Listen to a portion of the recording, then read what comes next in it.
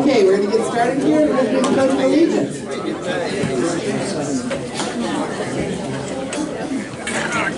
I pledge allegiance to the flag of the United States of America and to the republic for which it stands, one nation, under God, indivisible, with liberty and justice for all. Okay, I just want to thank everyone for coming today. I do want everyone to turn off their cell phones if they haven't. We've had some interruptions in meetings by people's cell phones, so I'm asking you to mute them. And then I am going to bring you David Bernstein. You've seen him at previous workshops. He is the attorney that has negotiated the proposal for us, and he did a couple of other workshops. So he'll be speaking, and he will introduce our main speaker for today.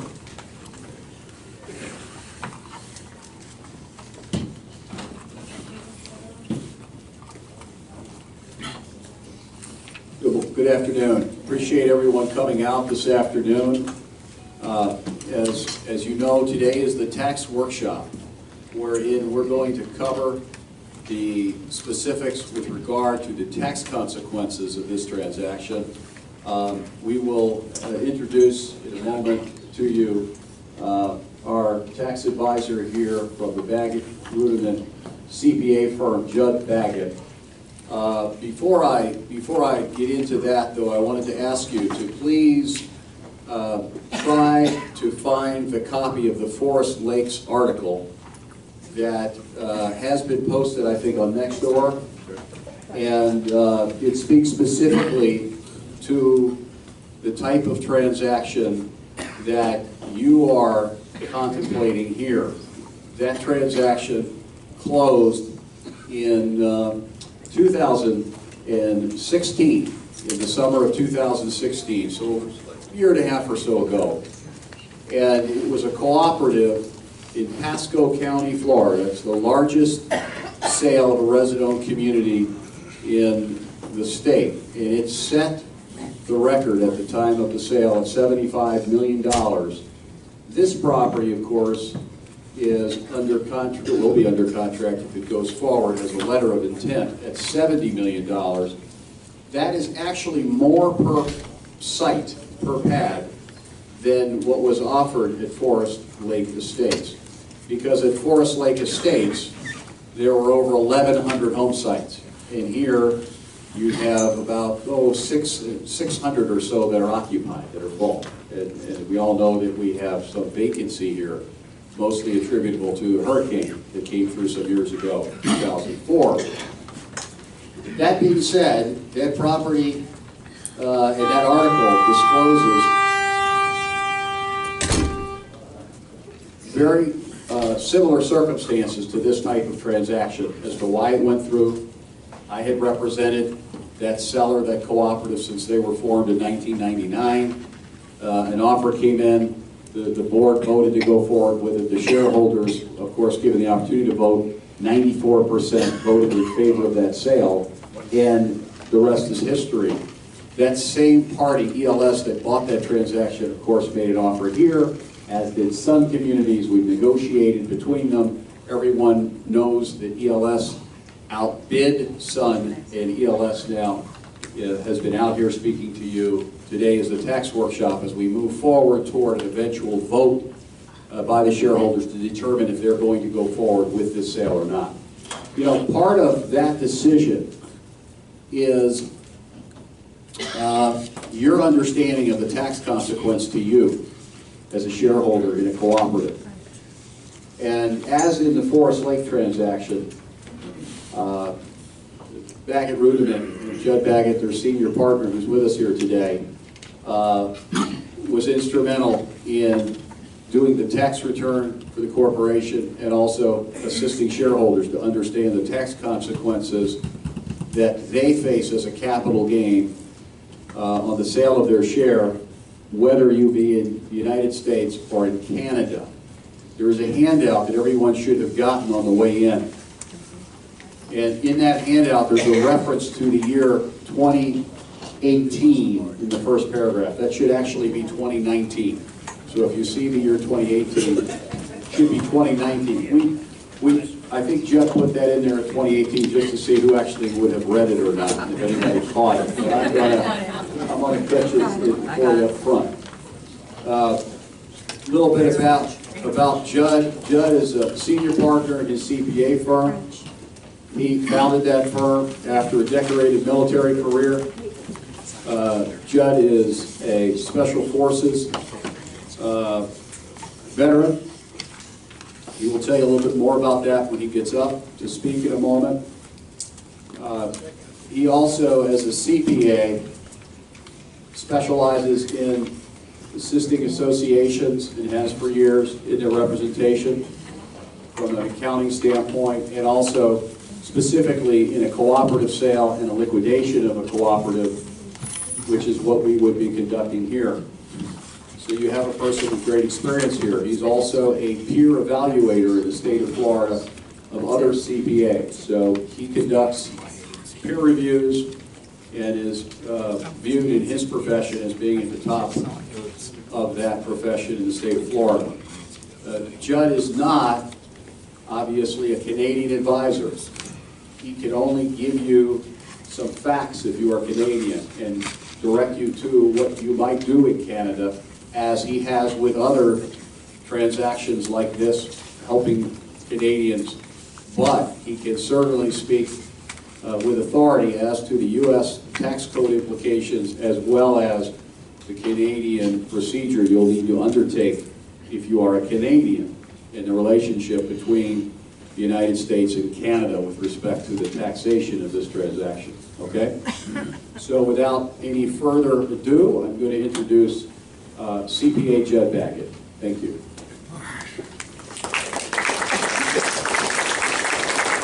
Thank you, David. You read it just like my mother wrote it, so that was a good job.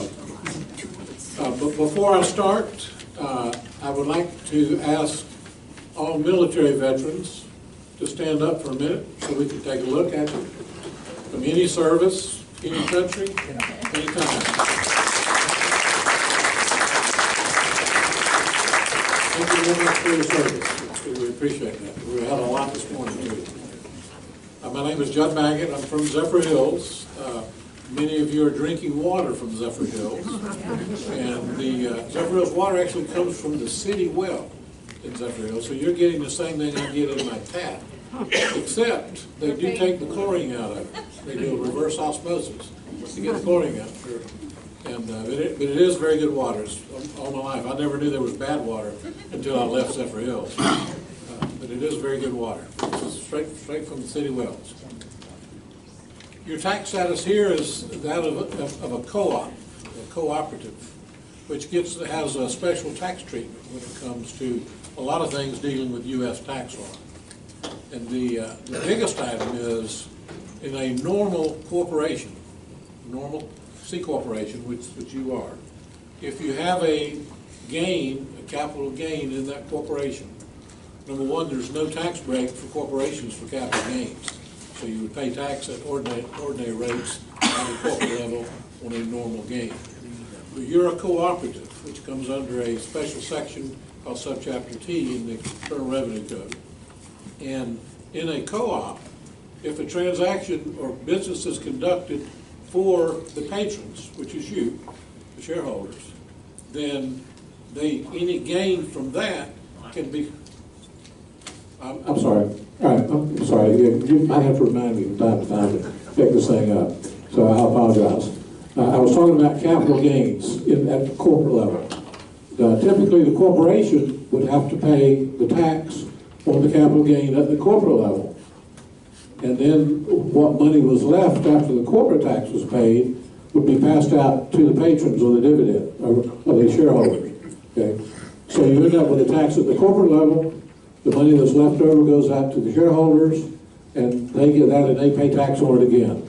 So you're normally, with a corporation, you're normally faced with double taxation. And that's one of the big issues with C corporations. Cooperatives, on the other hand, get special treatment. And a capital gain in a cooperative can be passed out to the shareholders and deducted as an expense in the corporation. So the corporation does not have to pay at the corporate tax level.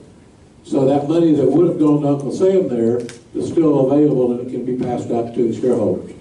The shareholders are going to be subject to taxation on what they get, with some exceptions that we're going to talk about. But that'll be the only taxing level that takes place, the shareholder level and not at the corporate level. So it is a good tax break for everyone that's sitting here in several different ways. I'm trying to stick to my notes to make sure I cover everything that I covered this morning here. When you sell your share, and this confuses some people, but when you sell your share here, you're selling an interest in U.S. real estate. That's what your share represents. Okay, so the piece of paper that you've got says this is an interest in U.S. real estate. The Internal Revenue Service has a special regulation for housing co-ops that says your interest in the U.S. real estate there can be treated as your personal residence. And well, before that, it can be treated as a capital gain, as a capital asset. So it will not be ordinary income to you. Okay? So what you're going to be selling to the corporation is your share, which is interest in U.S. real estate. The only thing that will be subject to the tax is going to be the gain on the sale, not the gross selling price. So if you sell your share, for example, for $115,000 and you paid $40,000 for it, your gain on that is the difference, which is $75,000. And that's what you'll be paying tax on if you have to pay tax here. So you don't pay tax on the entire amount.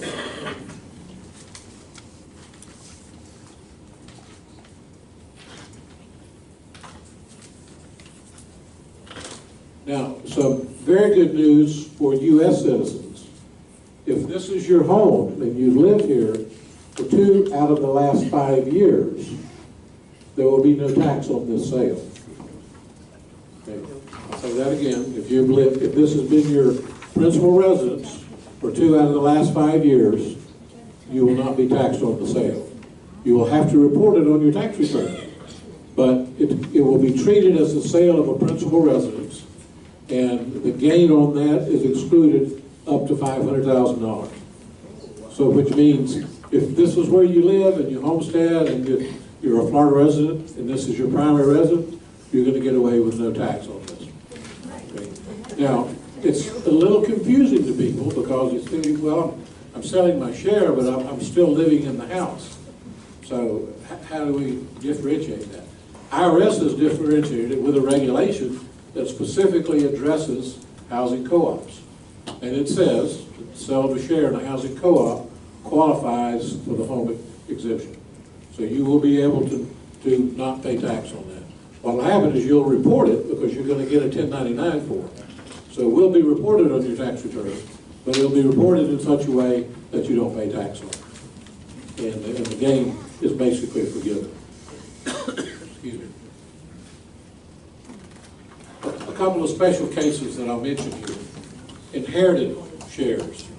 If you inherited a share from a relative or someone else, your cost basis, what your tax basis in that share is the fair market value at the date of their death.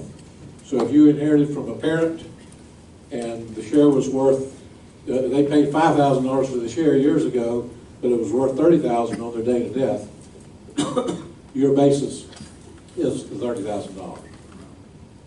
If you get a share as a gift, your basis is whatever the donor's basis was. Whatever the donor paid for it is going to transfer over to you. So if they paid $30,000 for it, your basis is going to be $30,000. Joint ownership, husbands and wives. The form that you'll get next January, that's what David was referring to. We have the wrong date in the letter. But next January, the year after the sale, you'll get a Form 1099-S. And it will report the proceeds from the sale. All it does is report the proceeds. So an IRS is going to get a copy of that before you do. So if you don't report it on your tax return, you will be getting a letter from IRS. So it's very important that you do report it on the tax return, particularly if you're home and you qualify for the exemption. If you don't report on the tax return, IRS won't know. So they'll just send you a bill for it. Canadians. I know we've got some Canadians in here. The news isn't quite so good for Canadians. For the Canadians, the park will be required to withhold 15% of the sales price as federal withholding tax, which is probably more than you're going to have to pay in the end. But the park will have to hold that back and send that to the IRS within 30 days of the sale. And the Canadians will all get a form called an 8288A. And this extra form that you get is going to show the amount of withholding that was withheld from the proceeds of your sale. So if a lot sold for $115,000 and they withheld 15,000, I'm sorry, $150,000 and they withheld 15,000, that 50,000 withholding will show up on this 8288. And that form you will then have to use to file a U.S. tax return. And a husband and wife, Canadian husband and wife, filing this U.S. tax return, which is a 1040 NR, non-resident tax return. Each of you has to file one separately. You can't file it jointly. You can file jointly in Canada, but you can't do it here under 1040 NR. So the husband and wife, if you're both on the share as husband and wife, you will each get a 1099 for your share of the lot sale. And then you will have to file the 1040 NR. And the main reason you want to file the 1040 NR is IRS is going to owe you money. Because the 15% is probably going to be more than you owe. Way more than you owe. In our experience, people get probably half of it back. So you definitely want to file that form. And another thing that will happen with it, whatever tax you pay in the U.S., because of the tax treaties between the U.S. and Canada, you're going to get credit for that tax in Canada. So you're not going to be double taxed on this. And you'll pay some tax to each country probably, but you will get credit for the U.S. tax paid on your Canadian tax return. So be prepared to show them something where the tax was withheld and you paid the tax.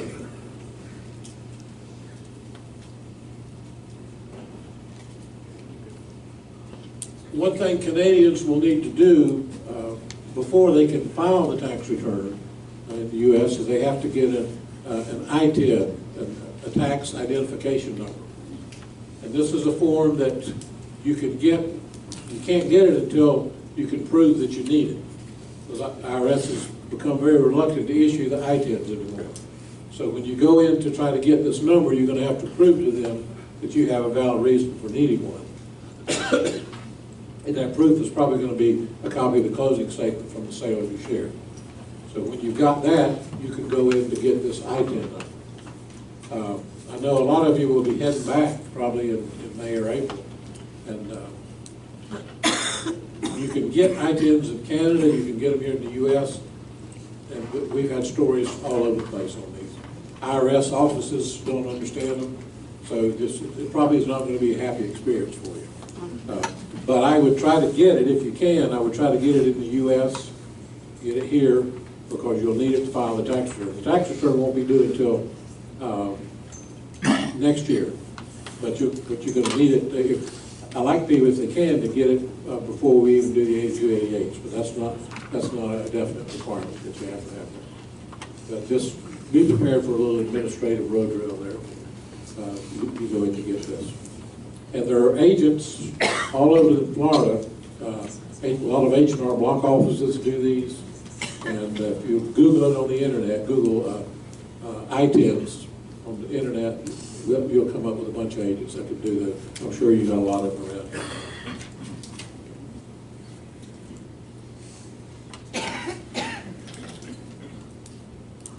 The 8288 form that I mentioned is a special one that shows your withholding. So it's going to be an important piece of paper for you. You don't even actually get a copy of it and do it at the sale, but hopefully the office will make them a copy so they can see what's there. But the two copies that are filled out go to IRS. IRS is supposed to stamp one and send it back to you and say, you can use this to get your ITIN. Unfortunately, that doesn't happen probably at least 50% of the time, so you never know what you're going to get. So you got to look out for yourself here is what I'm trying to tell you, because IRS is not going to do it for you. If your sale is taxable, let's say that this is not your principal residence, and you come down here for 3 months out of the year, and that's it, so it's a second home for you. That sale will be taxable to you. So you will want to know how much the share costs, and if you made any improvements to the lot, you can add those costs to the lot. For example, a driveway. You added a driveway to the lot, you can add that to the cost. If you put a sidewalk in, you can add that to the cost. Irrigation system that stays with the land, or a well that stays with the land, you can add that to the cost. What you cannot add to the cost is any improvement that you've made to your mobile home, because that's part of the home and that's not part of the sale. Now, oddly enough, and I know people have trouble separating the share from the mobile home, but if you stay here, and let's say that you use the 2 out of 5 year exemption for your share this year, and you stay here another 2 years, you can use that exemption again if you sell your mobile home. So you'll get it twice. Okay. Mobile homes don't appreciate that much, so it won't be so significant there probably, but it will be available to you to use 2 times. But anything that you do to improve the mobile home, the receipts and everything for that, I would keep those, because 15 years from now, when you sell it, you may have a gain on it, and you want the cost to be up as high as possible to reduce the tax on it. But it's not going to count. It's not going to count against the share price. There's only going to be the share and improvements to the lot itself. They're doing with the sale.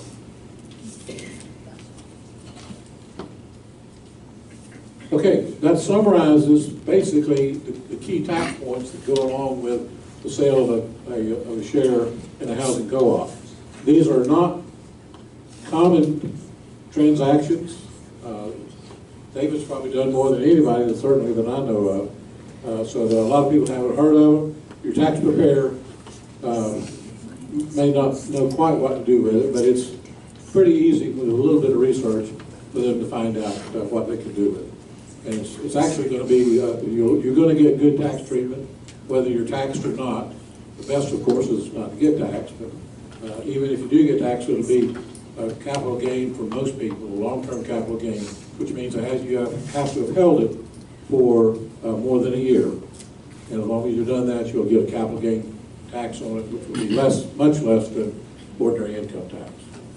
You need to say anything for the French speakers?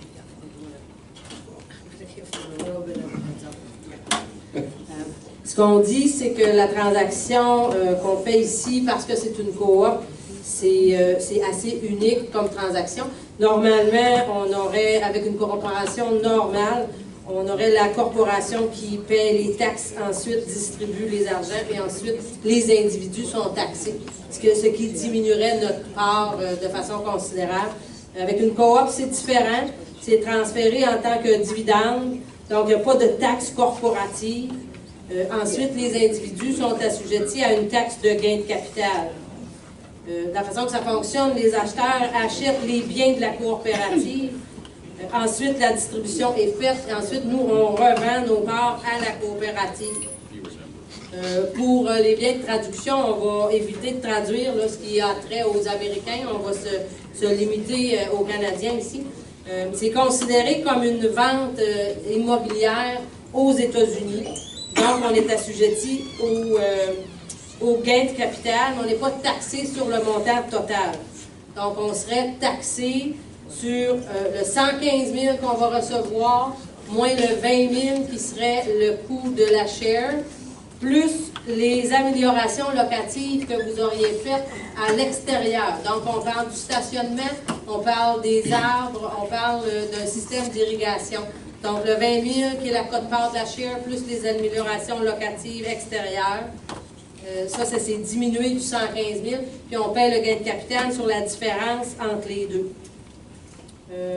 Au moment de la vente, ça va être rapporté sur un formulaire 1089 pour les Américains. Les Canadiens vont recevoir le 1099, excusez, et aussi le 8288A. Dans le fond, la façon que ça fonctionne, c'est qu'il va y avoir une retenue au moment où la coopérative va recevoir les argents.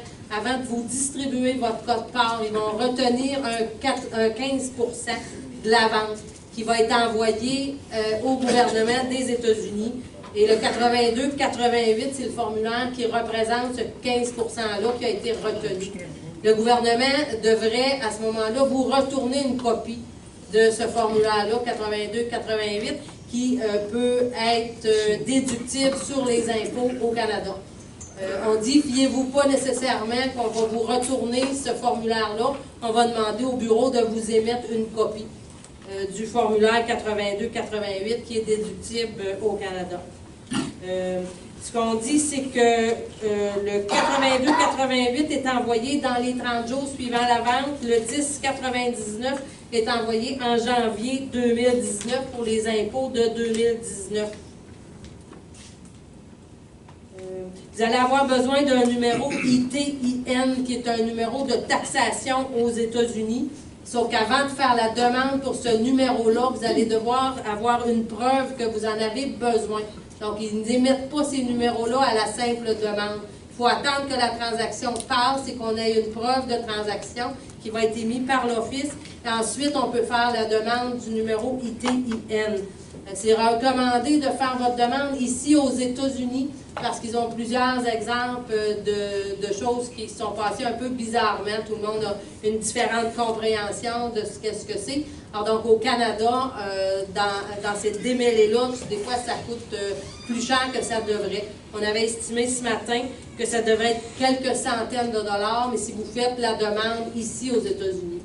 Et on peut avec Google facilement trouver une firme là, qui peut nous émettre ces numéros ITIN-là. Après ça, c'est tout pour l'instant. You did it perfectly.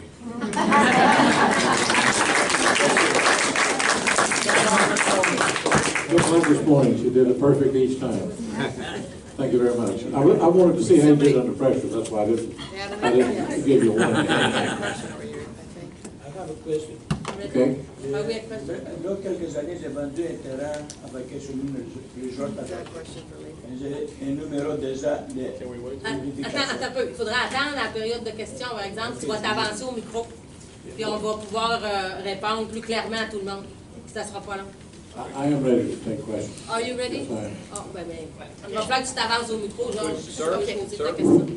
I'm just going to explain, go ahead, I'm going to explain the process. Go up, we need to have you come up to the microphone with your question, give your name and your lot number, just so that everyone knows we are recording these sessions, so that part of the reason we need everything on the microphones. Avance, cap, avance. Je suis le terrain 677 on the north side of the building. I have already a lot I sold in another place.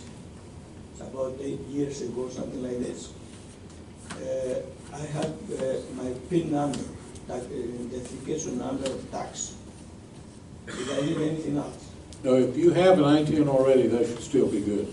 Still be good? Yeah.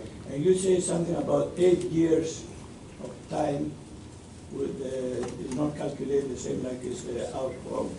I live here every year for 158 days. Okay. Calculate like my house, or how would I calculate that? Are you a U.S. citizen or Canadian? No, I'm Canadian citizen. Okay. But I live here 6 months and 6 months in Canada. Okay. It won't make any difference in your case how long you live. You cannot get the exemption on the home that U.S. citizens can get. So you will have to pay capital gains tax on your share. Okay. I have a bookkeeper with a person like the lady there who works every year for me and make my income tax report in the United States. Yeah. Can I have her at the same time? Yes, she can take care of it. Yes. What she did for me for the vacationary resort. She can take care of The it. lady did a very good job for me. I like to have her back. Okay. No, she can do it. She can do all the stuff we talked about. All the businesses is able to do it. Yes. Thank you, sir, that was my answer. You're welcome. Have a nice day. Thank you. More questions, just go ahead up. Go ahead up. Just come up to the mic. La question que Georges a posée, dans le fond, c'est que lui a déjà eu un numéro ITIN parce qu'il a fait une vente dans le passé. Il posait la question si ce numéro-là peut être utilisé aujourd'hui. La réponse est oui. I did Cornfeld Block 514. A couple of questions. Timing in life is everything. You've spoken of 1 year, 2 year residence, over 2 years. I've been here by the time it closes, hopefully over a year, but I can't be sure. Do we have any sort of formulation in terms of tax rates? Yes. That usually is the first question I get, is if you haven't lived here for 2 years, do you still get any of the exemption? And you do get a prorated share of the exemption. Say you'd lived here for 12 out of the last two years, you're going to get half of the exemption. So it'll be prorated. Okay. And you said it drops significantly if it closes after I've been here over a year. Did I understand that correctly? No, I don't think you understood that correctly. Okay. It won't drop significantly after a year. So there's no taxation rate that I can use to calculate what I'm looking at in terms of an actual cost in capital gains? No, unless you can, if you do your own tax return, you'll know what your normal rate is, and you can plug it in. If you have tax software, you can plug it in and try it. But it'll have to be calculated because your other income is going to play in here also. It will. Yeah, it'll play too. Life is everything. But the maximum, Judd, would be what, 20%? Yeah, the maximum rate is going to be 20% on a long-term capital gain. And I know from the Canadians that we did. I'm sorry, I misunderstood your question. The year comes with the time that you hold the share. If you hold the share for more than a year, you get the long-term capital gain treatment on the tax box. So yes, I'm That's sorry. what I understand. Yeah, but that is correct. And one other question, since I'm standing here already suffering. You keep referring to American citizens. I'm a permanent resident. Shane. Can you use the mic? We can't hear you. Oh. 794 Denise Trudeau. Excuse me, I will speak in French because it's more easy for me. Okay. You gotta use the mic. Because I don't have to. Just get closer so that we can. Okay. Take the Si mic j'ai towards bien your compris, mouth. là, la vente devrait se faire se finaliser en 2019. C'est pour ça que j'ai Non. compris. Non. Les formules ITIN, il va falloir les remplir. Puis, comme on va être à l'extérieur, la majorité du monde, est-ce que ça va être possible d'avoir un exemple ou bien, If I understood correctly, the ITIN number is not necessary, only when you want to file a tax return. Yes, that's correct. You'll need it for your tax return itself. So then I'll answer the question. Non, la transaction ne va pas se faire en 2019. La transaction, elle est prévue pour se finaliser. Donc, un vote serait fait d'ici la fin avril. OK. Donc, à ce moment-là, la transaction serait complétée quelque temps en septembre, le temps que les acheteurs fassent ce qu'ils ont à faire, puis que nous aussi, on fasse notre affaire. Donc, ça serait terminé en septembre. Tu auras besoin de ton numéro ITIN pour tes impôts de 2019. En septembre? En septembre, il y aurait la finalisation de la transaction, oui. Ce qui veut dire que la majorité de nous autres, on va être au Québec. Oui, mais tout peut être fait, soit par courriel, tout peut être fait. Mais ça coûte plus cher, je pense, quand on est au Québec pour avoir notre ITIN. Le ITIN, dans le fond, tu peux attendre pour venir le prendre quand tu vas revenir. Tu vas revenir en novembre, décembre, janvier. On peut le demander là. Oui, tu le demandes là. Oui. Puis on parle aussi d'un transfert, là, si jamais, je veux dire, la vente se fait, puis on a l'argent, puis si on décide de rester ici une couple d'années, ça veut dire que notre argent va être déposé dans nos comptes ici. Est-ce qu'après 5 ans, s'il reste des résidus de cet argent-là, est-ce qu'on peut le transférer? Puis est-ce qu'il va y avoir des formulaires à compléter à ce moment-là? She's asking if she stays after the transaction. She says that the money will be put in a bank account here.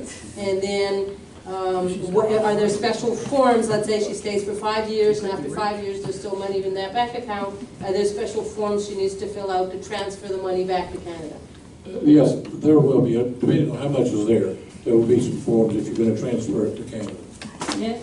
Yes. Okay. Now, I do want to clarify one thing though. On when you need the I-10, the best, when you really need the I-10 is when the 1099s are being prepared, which will be before you file your tax return. Okay? In other words, the 1099s will be prepared in January next year. That's when you're going to need them, because the I-10 should go on your 1099. Donc, le numéro ITIN, vous allez en avoir besoin en janvier 2019, parce que c'est en janvier 2019 que les formulaires 1099 vont être émis. Et c'est à ce moment-là qu'on va vous demander le numéro ITIN. Donc, encore, pour ceux qui arrivent tôt, vous pouvez faire la demande quand vous revenez à l'automne. Puis effectivement, il faut pouvoir le déclarer. Si jamais il reste des résidus, il faut le déclarer par le formulaire PIN CEN 105, je pense. Lorsqu'on transfère notre argent chez nous. Ta déclaration, elle se fait dès le début là, avec le formulaire 8828. Oui, mais là, dans le PIN, si vous transférez le produit là, à la vente, si on transfère ça chez nous, Oui. à ce moment-là, il faut remplir un autre formulaire. Oui, effectivement. Mais que tu transfères les résidus ou que tu transfères le jour même, ça ne change rien. C'est au moment que tu transfères, tu as besoin de ce formulaire-là. S'il reste juste 50 000 dans mon compte, à ce moment-là, j'ai juste à déclarer 50 000. Non, tu déclares le montant total au début, le Oui, 82-88. mais si ton formulaire PIN, CEN, c'est le montant que tu transfères, que tu déclares. Oui. She's asking on the form FIN CEN, what she's going to declare on that form is whatever amount at whatever point in time. So if she transfers $115,000 on day one, she declares $115,000 there. If she declares $50,000 10 years from now, she puts $50,000 on that form 10 years from now. Exactly right. Okay, c'est ça. C'est ça? Oui. Now you're asking. Come on, Judy. Oh, can we have Judy come up? Anybody that transfers the money to me does not have to pay any tax. Si vous lui transférez à lui, il n'y a pas de problème, vous n'avez pas besoin de payer les taxes dessus. Yeah, that's good. That's fine. Just use it that way. There. That's fine. Just so we can hear you. Can you all hear me? No, you gotta get closer. Lower it. Pull it out, take it out. Pull it out. Pull it out, Judy. There. Hello. That's it, Hey, good. Judy. I have several questions. Are we going to owe the state of Florida taxes? Speak into the mic. I'm just asking. Okay, the question was, will you owe the state of Florida any taxes from the sale? The answer is no. Florida does not have an income tax. It will not be taxed by Florida. Do you have an approximate date that you plan on doing this, this sale of the September. September? September the 1st. And will we receive the funds all at one time? No, two checks. Two checks? Two checks to 95% the first check. Yeah, you'll get most of it in your first check, but they'll have to hold some money back because they won't know exactly what all the final expenses are going to be.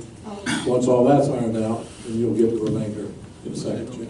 Hopefully all within 1 year, so it'll all go on 11099. What I was gonna ask. Do you have any idea if you put this money in an investment, like in, somewhere to save on the taxes, for the IRS? No, there's no way to defer the tax on it. Okay. In other words, if it's taxable to you, you're going to have to pay the tax Okay, when the sale happens. all right. Very good, thank you. La question était quand est-ce que la vente est prévue. Donc, on prévoit la vente finale après le vote, la vente finale pour le 1er septembre. La deuxième question, c'est à savoir si on reçoit le montant total d'un seul coup. La réponse, si on reçoit environ 95% du total dans un premier temps. Et ensuite, on reçoit le dernier 5%, le temps que toute la comptabilisation se finalise. Alors, est-ce qu'on a aussi demandé s'il y avait une façon de différer la taxation sur ces gains-là? La réponse est non.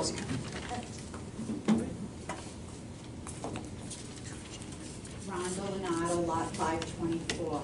Question I have is, suppose before you got your 1099, you wanted to quick claim it over to one of your children. Whose name is the 1099 going to go in? The name that's on there on the date of the sale, of the share. So it would have to be done before? Yes. That's something David could help you with. Yes, Rhonda, we're going to have a workshop. If the vote goes forward, to go forward with this, in other words, there's more yeses than noes, we have the 301 yeses to go forward, then we'll have a workshop that'll deal specifically with how you should title your home based on what you want to do from a tax standpoint. All right? And the short answer for your situation is, as Judd explained, you'll have plenty of time to make that change before the closing. But once the closing occurs, so if the closing occurred on September 1st, we're gonna have a couple of workshops beforehand, make any changes to your shares, however you'd like them to be. Because once the transaction closes, and that's the snapshot, if you will, by the IRS as to who is going to get taxed. Right, Judd? So we want to take care of that before the closing. But more to follow on that. We won't be doing that unless there's a yes vote to go forward. Otherwise, we'd be wasting time, and we don't need to go through that right now. But you'll have plenty of time to make that change. Yeah. One other question. I was just listening to what you said to that lady.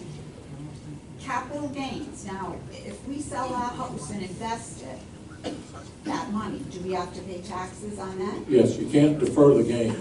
There are some situations where you can have, it's called a 1031 exchange that you can do with investment property. You can exchange one investment property for another and not pay tax on that transaction. You can't do that with personal property. If your lot here is rental property, you would have the potential of being able to do an exchange, but not if it's a personal residence. Are you a full-time resident here? Yeah. Yeah, she's not gonna have capital She's not gains gonna have anyway. any tax. Oh, She's not gonna have it. I thought she was a full-time resident. Yeah, if you're been here 2 out of the last 5 years, you're not going to pay tax anyway. okay. But it's not 5 years. It's two years out of the last 5. Okay. You've been here too, though. Yeah. You've been here too, then you're not gonna be here. La question avait rapport au nom sur le titre, sur votre title, sur votre code-part, dans le fond. That's right. Ce que l'avocat nous a dit, c'est que spécifiquement, il va y avoir un workshop après le vote. Donc, s'il y a un vote, oui, on fait un workshop pour vous éduquer. Qu'est-ce qu'on peut faire avec le title? On le met à quel nom? Vous pouvez changer le nom de la personne, le mettre à un nom, un des deux propriétaires, le mettre à un nom d'une tierce personne, si vous voulez, si ça vous avantage au niveau de la taxation. Donc, il va y avoir des workshops spéciaux qui vont être faits après qu'on aura reçu un vote de oui. En attendant, ça ne donne rien de parler de ça. Il va falloir que tu t'avances. Tu peux t'avancer, tu peux poser la question en français, il n'y a pas de problème. Okay, that's Barry, lot 1123. My name has been on our property since before my mom passed away. She passed away and it automatically became mine. So now I'm assuming we're permanent residents, we've been here going on 4 years. We wouldn't be liable for any taxes on the sale of our share. This is your principal residence. Oh, yes, this is all we have. Your goal, you won't have to pay any tax. Okay, my other question is, they're going to issue this 1099-S. Our income is so low, we don't file taxes. What do we do with this 1099-S? I would file a tax return this year, because you're going to get a 1099-S that's going to be way above the filing limit. And if you don't file the tax return, IRS will assume that it's taxable, and they'll send you a bill. So we'll have to Yeah, file a I'll file a tax. tax return, even though you'll owe no tax on it.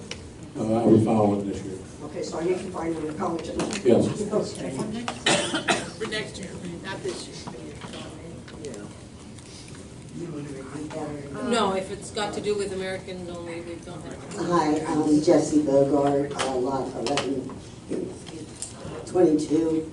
I just have a quick question about, after these workshops are completed, do we have an estimation of the time period of which you're going to be taking the vote? Jesse. Okay, the question is, when do we expect to take the vote? That's going to be decided in the forthcoming week, but my best estimate would be end of April. You know, it takes some time to get packages out to allow people who are leaving town this time of year to be able to get back their proxies. And, it hasn't been determined yet. But whether you're here or away, you'll be able to vote by proxy. And there'll be instructions. You can email it in. You can mail it in. I don't know if you're year-round or if you're planning to travel. Yeah, well, you won't have a problem. But whatever the date is, if you have a conflict that particular evening, you can always just turn the proxy in ahead of time. Okay? But your aim is end of April.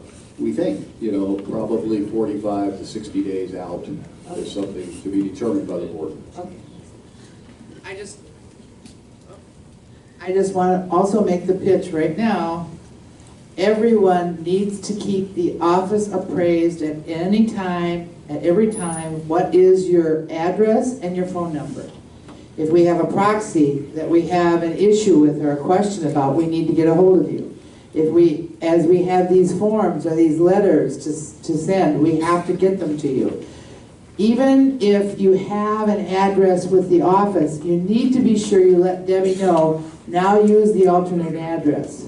We have to be able to keep track of you or we won't get you this very important information. So please do not forget. Thank you. Dans le fond, la question avait rapport à quand est-ce qu'on s'attend à ce qu'il y ait un vote. Le vote devrait se faire pour la fin avril. Pour les gens qui ne seront pas ici, il y a des procurations qui vont être postées dans le courant du mois de mars. Ce qu'on vous suggère fortement de faire, c'est vous assurer que toute votre information est à date avec l'Office. Donc, allez voir Debbie. Assurez-vous que le temps que vous êtes ici, vous allez recevoir votre courrier ici. Puis assurez-vous aussi, au moment que vous quittez, de mettre encore à jour l'information parce qu'au moment de l'authentification des votes, si jamais il y avait une problématique, on va être sûr d'être capable de vous rejoindre. Donc, vérifiez aussi que vos numéros de téléphone sont à jour. I'm Karen Radcliffe, from lot 731. I got it, okay. Basically, what you're saying is that if you've been here resident long enough, we're not going to get taxes. So. That's correct. Okay, now, the other question, somebody mentioned, when you get the money, does that go into a special account, or are you putting it in your, will it come to our account? It'll come to you. You're gonna get a check, and you can do with it what you want. Okay, so if we pay for, basically, we could actually pay the rent for 12 years. Absolutely. 15 years. Yes, good. Yeah, this is an important point. Brett, you know what you pay now. $300 a month. Plus. You have a tax bill, you pay for your lawn mowing, right? Yeah. And you can expect to pay more.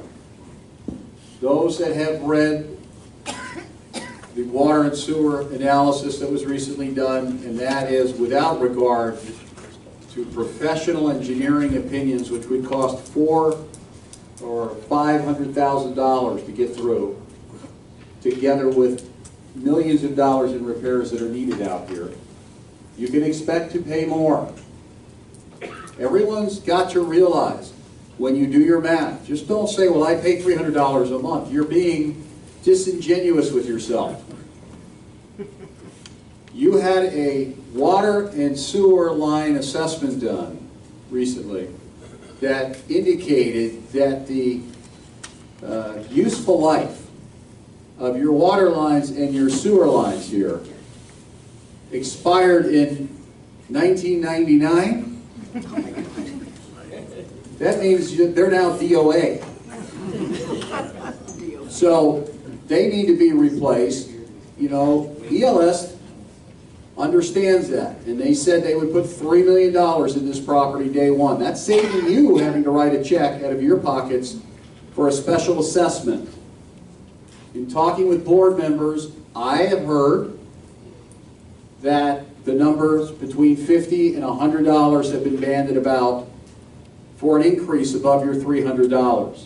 So don't live in a dream world that says, well, over the next 10 years, I would only pay $300 a month to live here. You're smoking dope. It's not going to be $300 a month to live here. On top of that, you're not going to put the millions of dollars in this community that it needs. On top of that, you have a big risk here of further decline in this community. And that's without even talking about a hurricane, which you nearly had this year. And you have 200 vacancies you've never filled up as a result of one 12 years ago, 13 years ago. So, almost had one again. I can tell you this. Be intellectually honest with yourself when you do the mathematics here. And be sure that you're actually doing apples to apples. Judd and I at lunch today went through some quick mathematics. Because really the differential without a $100 maintenance fee increase out here, and I think we had Gary, I don't know if Gary's here, run a 3 to 5 year projection up $200 even. But just staying at where you are right now, which is not going to happen, folks, over the next 10 years you have rent caps. Just doing the analysis. This gentleman's right. We came up with close to 15 years that you can live here rent-free. And, you know, before you turn your back on the opportunity to live here rent-free without assessments, right, without having to worry about hurricanes or upgrading this community so that your homes can be worth more, filling in home sites. Hope most of you were here last week when ELS was here and talked about the millions of dollars they're going to invest in new homes out here, which only raises the value of homes out here. The fact they're not going to require people to do anything to their home sites or their homes, that's a bad rumor, right? But you're going to get the benefit of the newer homes and newer neighbors coming in here and the increased marketing, the increased traffic that's going to come through here for people wanting to buy homes. And maybe after you've sold your share and you already realized that appreciation in your investment, you'll now be able to sell your home at some point for more than you think you get today, which is depressed money. When the repairs are made and the improvements are made, and they talked about improvements to your clubhouses, right, and other amenities out here, then you're going to live in a community which raises up the value of homes. Right now you don't. And you'll still have that to sell. But anyway, to your question and your point, sir, right. We did some math over lunch. Easily 12 to 15 years. That's not factoring in anything you might earn on the money you're going to get. How many people will get $115,000 and put it under their mattress? How many people? Under your mattress. You're going to put it in your... You're going to put it in a shoebox or bury it in the backyard? No, you're going to put it in something that's going to earn some money too. So when you do the math, think about, I might invest some of that money. Sure, you should enjoy some of it if that's your pleasure, but some people are going to go out, CDs are up to 2.5% now. That's $2,500 a year on $100,000, simple math. So please consider apples to apples here. Don't get scared by someone saying, oh, taxes are going to go up. Not necessarily true. We negotiated a very good tax buffer here on real estate taxes. You will not pay real estate taxes this calendar year. Think about that. Next year, there may or may not be an increase. If it is, it wouldn't be passed on until 2020. And even then, only on the amount that is increased over this past tax year. So we have built in a tax base upon which only the increase, if any, could be pro rata passed on around 900 lots. not even the 600 you occupy, but all 900. So ELS would have to pay on their 2 to 300 lots that they own. It's a terrific deal. So I don't want anybody to be scared based on false information about that. You've got a tax professional here who's a senior peer advisor, auditor, involved in these types of tax matters, liquidation of cooperatives as a specialist. He's standing here telling you you're in a unique situation under the tax law to be able to, at worst case, pay a capital gains tax. And for most of you, to be able to be exempt from it. That's remarkable. The next time anybody wants to cry wolf about taxes, tell them to call Judd Baggett or David Bernstein. Call David. I have Judd's number. I can pass it on to him. So I want to tell you something else about Judd. Just, you need to know this. Picture Judd with Red Baron goggles flying a tandem plane from Tampa down here and getting rerouted because of President Trump. He could not land in Montana this morning. You know, Judd, you look at him and you say, well, he looks like a great, you know, easygoing guy. He fought combat missions in Cobras in Vietnam. He's a great guy. He's easygoing. He also went places we can't talk about right now, or we'd all have to disappear. He is a former Special Forces pilot, and he flew down here this morning on his plane, and this is he took his wife on the back. They have a tandem where there's 2 seats. One's in the front, one's in the back. Remember the old Red Baron? Yeah. And he has this plane that he still flies around in, and flew down here this morning. Of course, President Trump came down here. And they told him he had to be outside of his 10-mile, what did they tell you, yesterday afternoon? Outside of your 10-mile? Yeah, they were afraid Trump might come out and mistake my airplane for his. Yeah, that's right. So they'd see you coming and think it was coming right out of him again. So anyway, he flew down, imagine that type of aircraft, to be here, to give you this information so that you don't have, you know, false information out there about the taxes, and there shouldn't be any fear-mongering, and there shouldn't be, you know, scare tactics of people who simply have their own agendas out here. You have a right to make this decision. And as Bonnie said, be sure your information, and for those of you watching on the video, be sure your information is accurate with Linda in the office, that you have the correct address and phone number, and email address if need be, so that your vote's important, regardless of how you're going to vote. You get the materials you need, and you get your proxies back, so that every voice can be heard. Thank you. Go.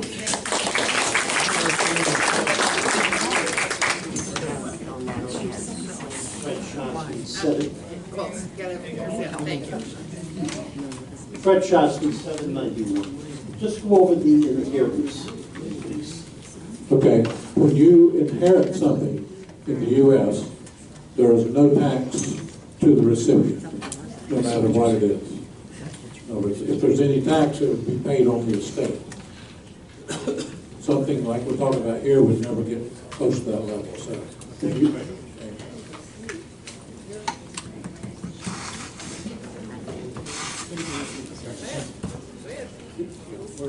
Non, c'était juste pour dire.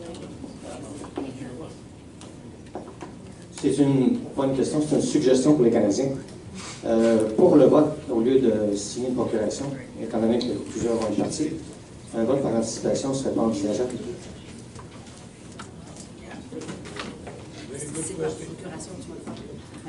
He's suggesting an anticipated vote instead of going with proxy, but it's going to use the proxy to do the anticipated vote, and that will not be ready before third week of March, pretty much. But these people didn't get that information from this morning. Okay.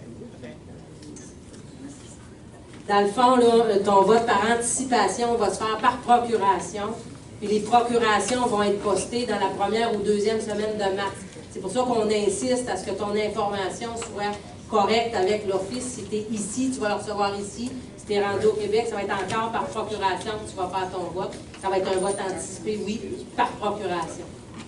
Il n'y a pas d'autres moyens, puis les procurations ne seront pas disponibles avant la première ou deuxième semaine de mars.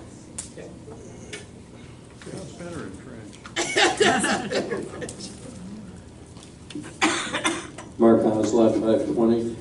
Many of us bought our home and lot as a package. There is no set price for the shares. They've gone from 5,000 to 30. Do we just arbitrarily pick a number? No, I wouldn't, excuse me, not arbitrarily pick a number. The offer, this came up this morning too, and a lot of people were wondering how to make the split there.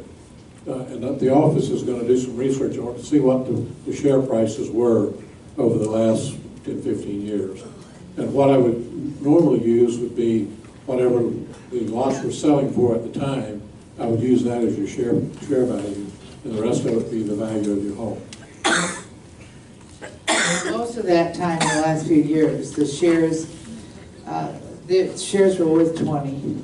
But there was a period of time when there were special deals. But still, I think we're going to just say the shares were worth 20, because they pretty much were. They were worth more if you were some of the very initial people in the 80s that made it a cooperative, but we'll try to research that and come up with some of those figures. Dans le fond, la question, c'était par rapport au montant de base qui va être déductible. Il y a des gens qui ont acheté, ont payé leur share 20 000, il y en a d'autres qui ont payé 30 000, il y en a d'autres qui ont payé à rabais à 9 000. Et le bureau va produire une liste, dans le fond, d'un historique de la valeur des terrains. Ça va être basé sur le coût d'un terrain vacant à l'époque où vous avez acheté votre propriété.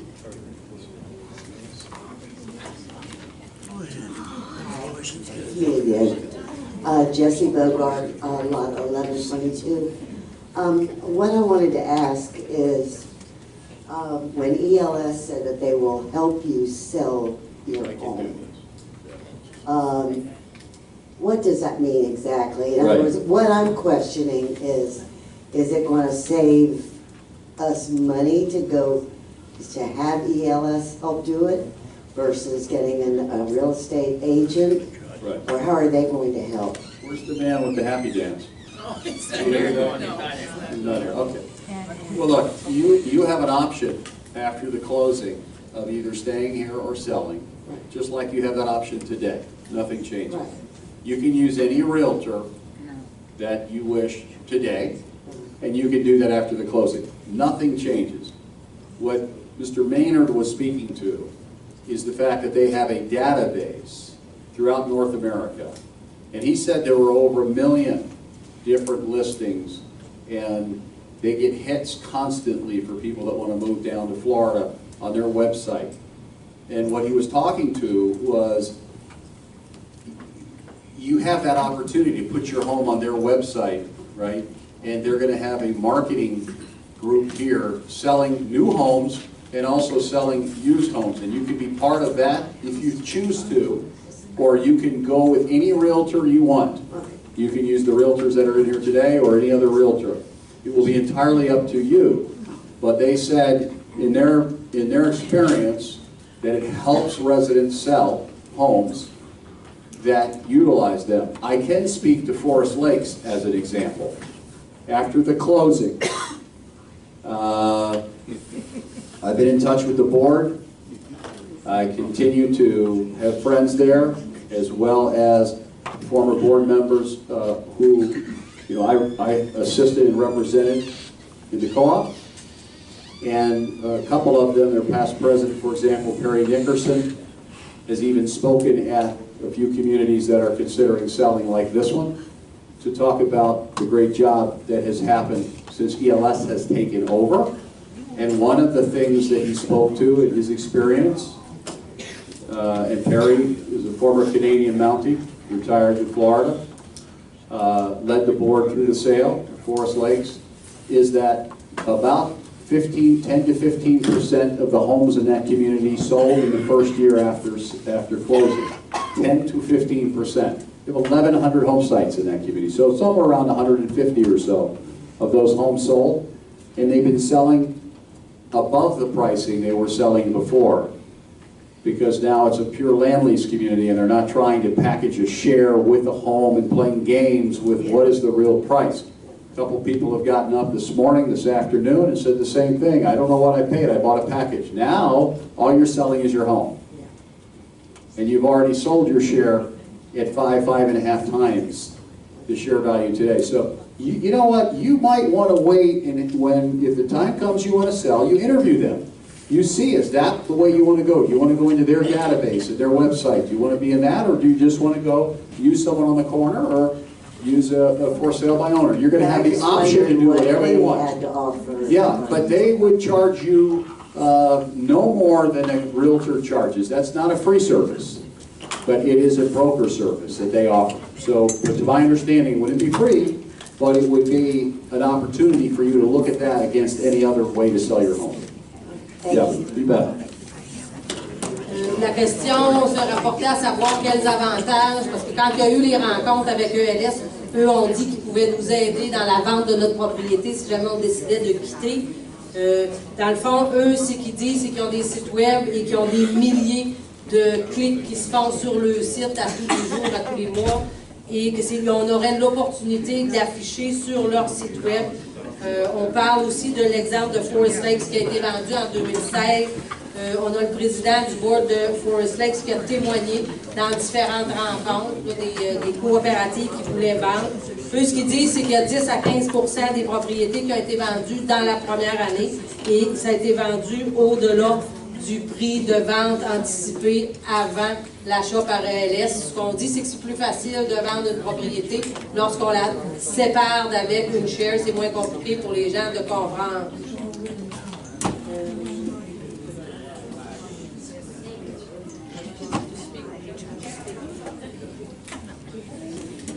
Hi, Serge Doré, 855.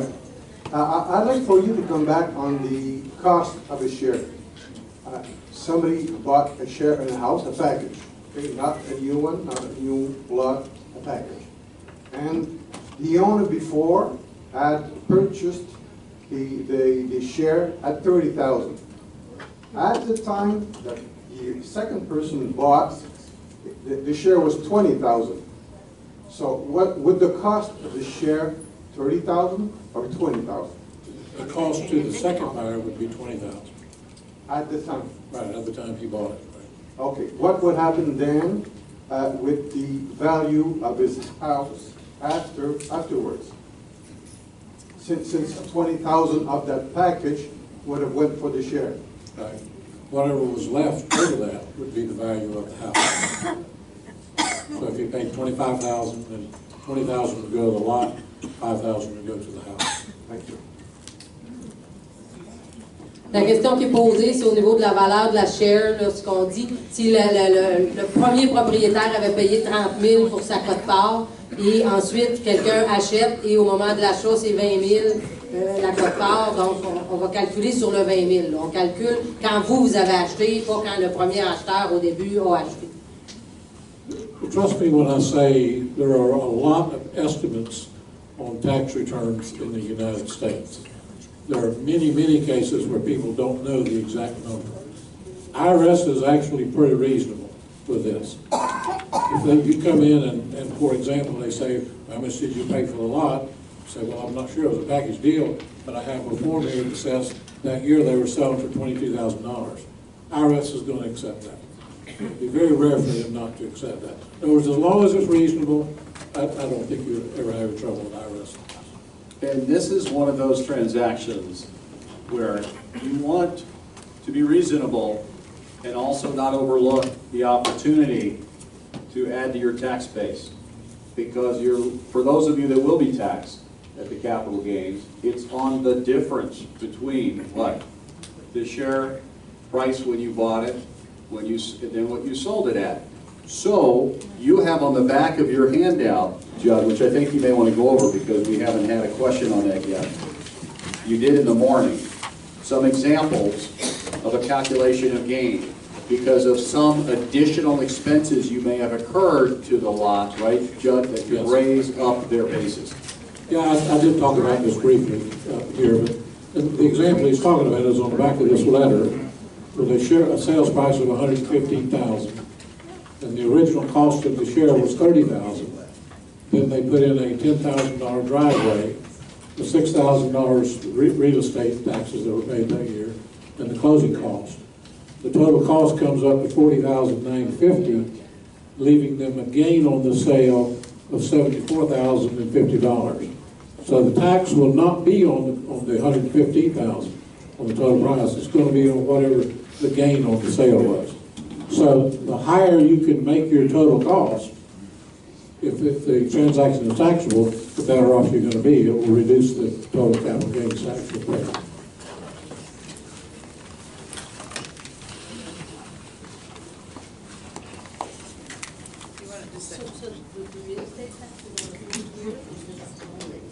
Well, real estate taxes are a little unusual in that real estate taxes can be deducted as an itemized deduction, or they can be deducted as a closing cost.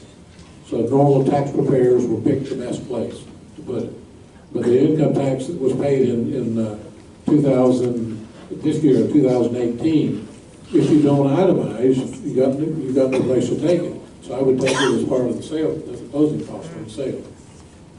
Yes, you could do that. Ce qu'on dit, c'est que la taxe de la première année à votre achat, because we don't itemize, we have not declared anything, so we do it. La taxe immobilière de la première année de votre achat, puis les coûts de closing. Fait que les coûts de closing, c'est environ $350 là, quand on a acheté tout le monde. Et la taxe immobilière de la première année est déductible, ainsi que les améliorations locatives que vous avez faites à l'extérieur de votre propriété.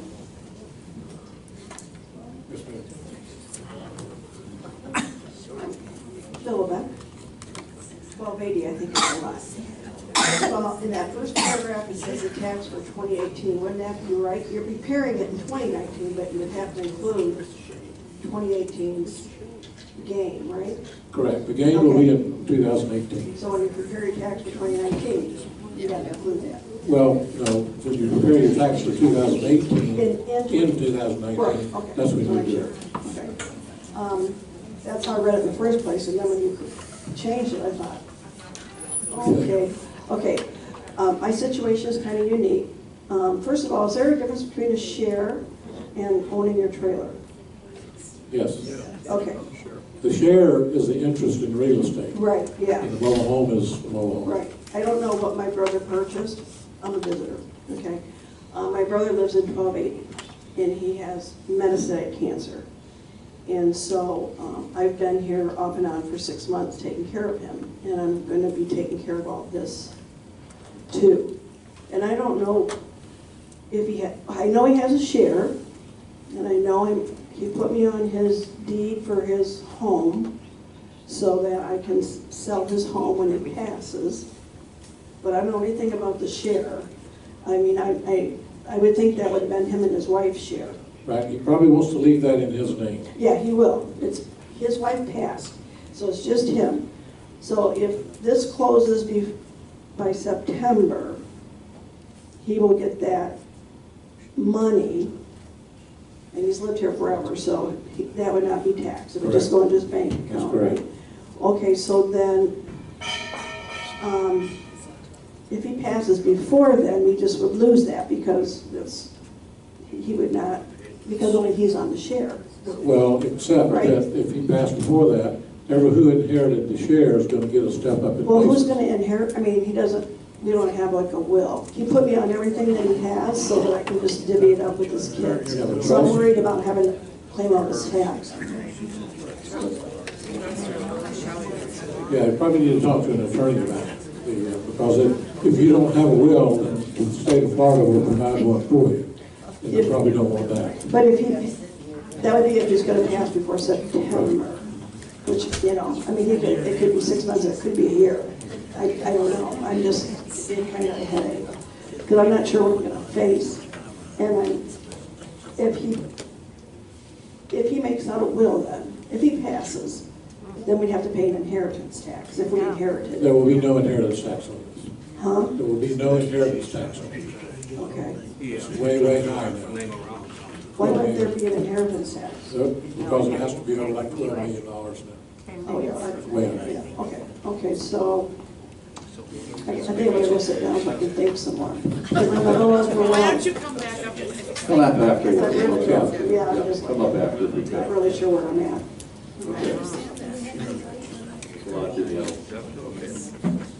All right, any other questions? Otherwise, we're going to wrap it up. It's a beautiful day. Thank you for your attention. Thank you, Judd Baggett. Appreciate it. We do have a meeting in the morning. Anyone that wants to come to the workshop in the morning to catch up, 10 o'clock in this clubhouse. And yes, there will probably be donuts. See you then.